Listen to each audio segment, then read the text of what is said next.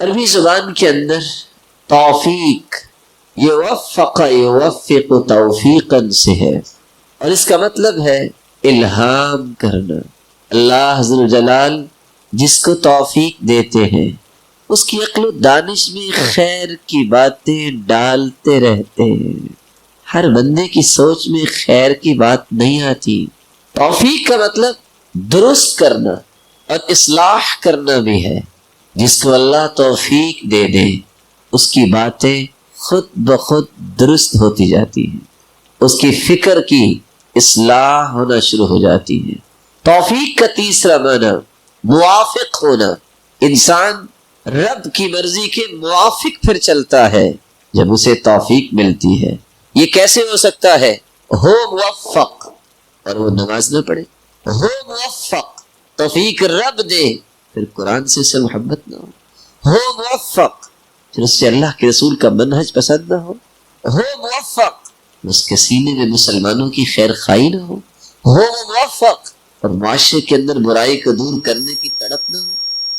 توفیق جس کو ملتی ہے اللہ عز و جلال اس کی سوچ کے دھاروں کو شریعت کے موافق کر دیتے ہیں۔ توفیق جب ملتی ہے اس کی زبان سے نکلنے والی ہر بات رب کی مرضی کے موافق بن جاتی ہے۔ اللہ عز و جلال یہ توفیق ہم سب کو نصیب فرمائے۔ اس لیے اصطلاحی معنی بیان کرتے ہوئے علماء یہ لکھتے ہیں توفیق سے مراد یہ اللہ کی خاص عنایت ہے جو کسی بندے کو نصیب ہوتی ہے، جس عنایت کے نتیجے میں دو چیزوں کا ظہور ہوتا ہے۔ اس انسان کے دل میں نیکی کی شدید رغبت پیدا ہو جاتی ہے، نہ اسے کھانے میں اتنی لذت آتی ہے، نہ اسے پینے میں اتنی لذت آتی ہے، نہ اسے پہننے میں اتنی لذت آتی ہے جتنی نیکی کے کام کرنے میں لذت آتی ہے۔ اس توفیق کے نتیجے میں، اس نصرت الہی کے نتیجے میں اللہ عز و جلال نے جو ایک سسٹم بنایا ہے، قرین وہ شیطان جو ہر انسان کے ساتھ لگایا ہے اس کے اثر کو اللہ کمزور کر دیتے۔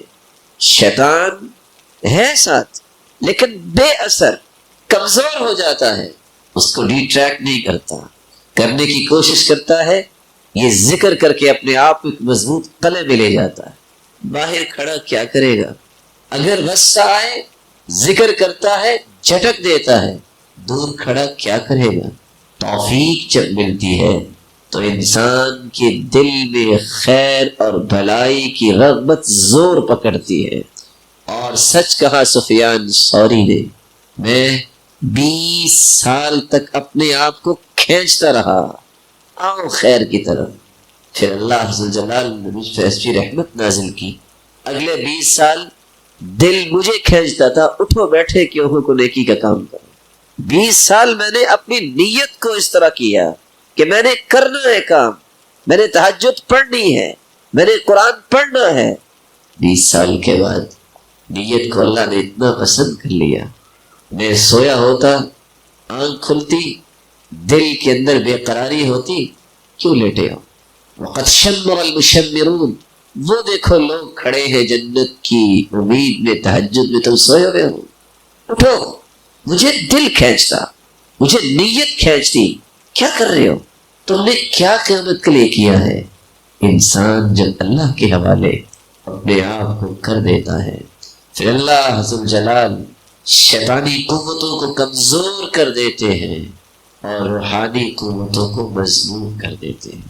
اور آپ حیران ہوں گے یہ تو پاکستان ایک نعمت ہے، لیکن آپ ارض حجاز میں جائیے، آپ کسی بھی بڑے عالم کو ملیں گے، وہ آپ سے پوچھے گا کیا کر رہے ہو، آپ بتائیں گے، اس کی زبان پہ ایک لفظ آئے گا موفق انشاءاللہ، انشاءاللہ اللہ آپ کو توفیق دے گی۔ کیا مطلب؟